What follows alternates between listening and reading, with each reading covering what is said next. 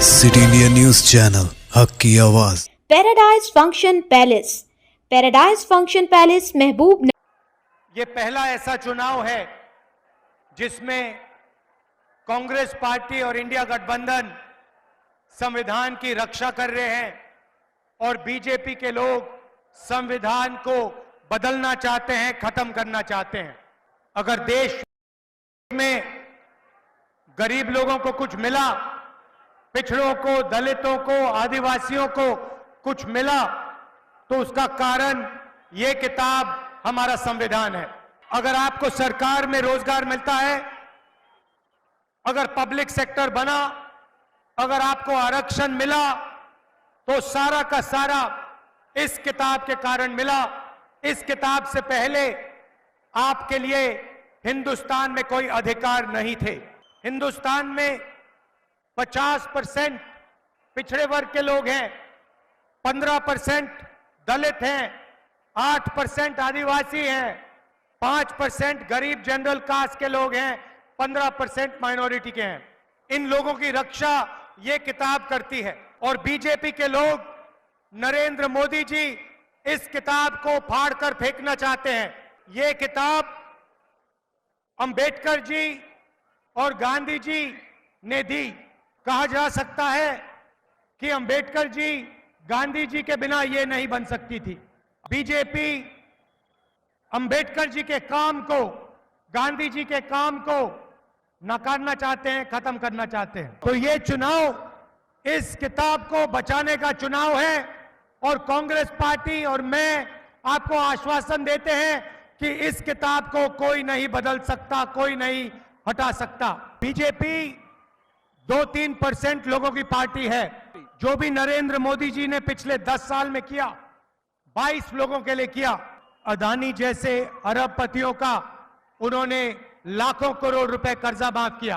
देश के सारे एयरपोर्ट, सारे पोर्ट्स, इंफ्रास्ट्रक्चर, डिफेंस इंडस्ट्री, सारी की सारी इन्होंने एक व्यक्ति को पकड़ा दी। और किसानों का, मजदूरों का ये कभी कर्जा नहीं माफ करते। 30,000 सरकारी नौकरियां तेलंगाना के युवाओं को दी। 10 लाख रुपए का हेल्थ इंश्योरेंस स्कीम आपको दिया। गैस सिलेंडर 500 रुपए के किए।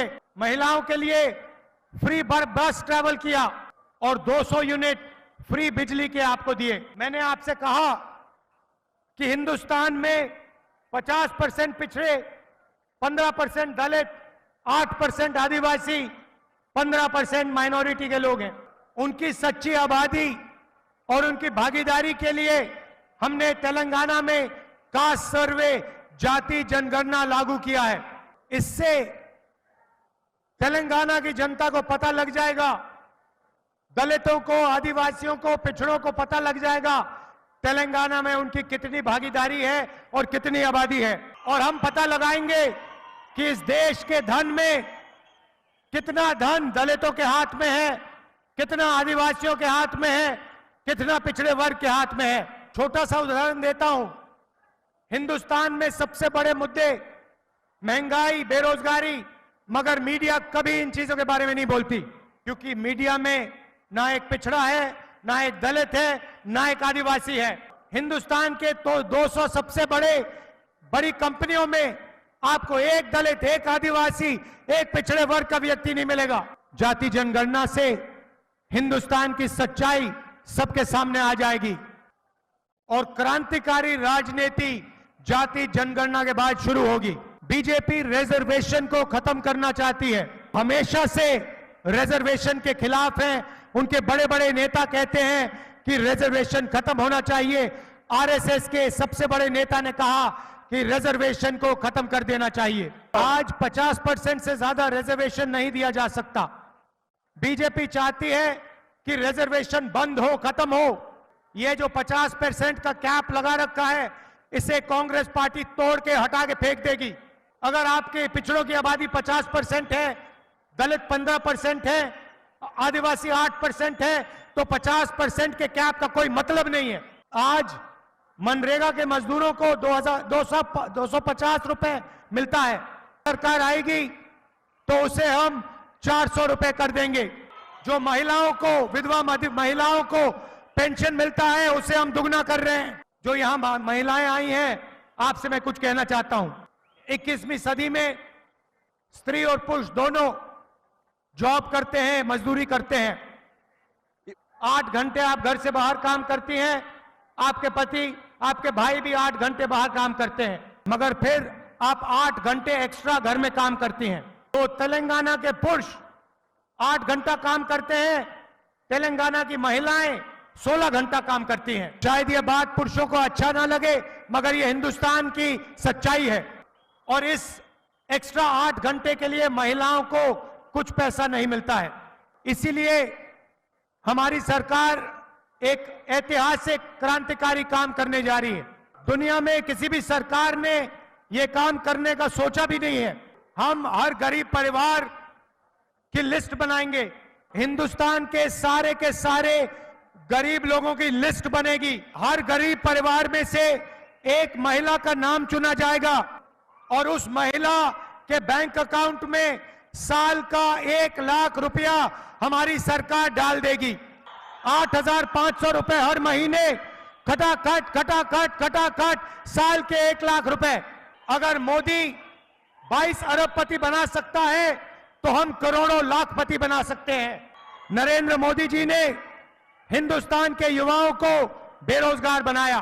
4000 किलोमीटर कन्याकुमारी से कश्मीर चला, रास्ते पे लाखों बेरोजगार युवा मिले। कहते हैं नरेंद्र मोदी ने हमें बर्बाद कर दिया। उन सब युवाओं से मैं कहना चाहता हूं, हम आपके लिए एक नया स्कीम, पहली नौकरी पक्की वाला स्कीम ला रहे हैं। अमीर लोग के बेटे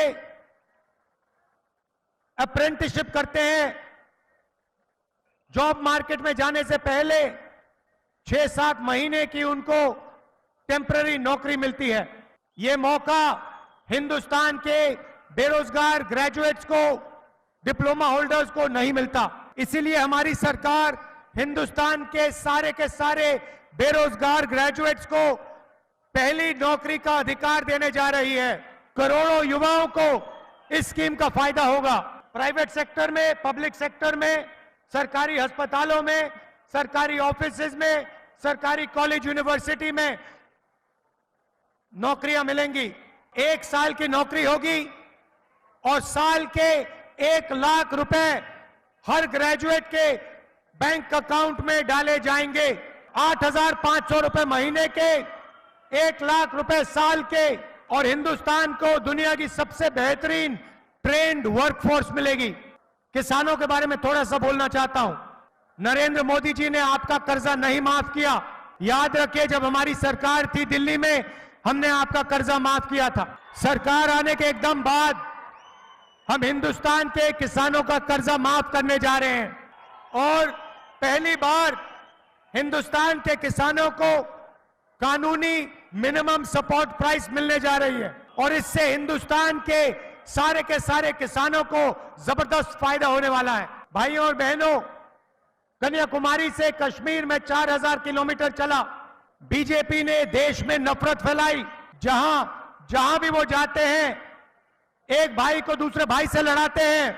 हमने नफरत के बाजार में मोहब्बत की दुकान खोलने का काम किया, हिंदुस्तान को जोड़ने का काम किया। नफरत से किसी का फायदा नहीं होता, मोहब्बत से देश आगे बढ़ता है।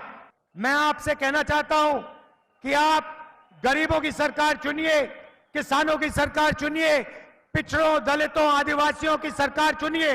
नरेंद्र मोदी जी अरबपतियों की सरकार चलाते हैं, वैसी सरकार से हिंदुस्तान का फायदा नहीं होगा।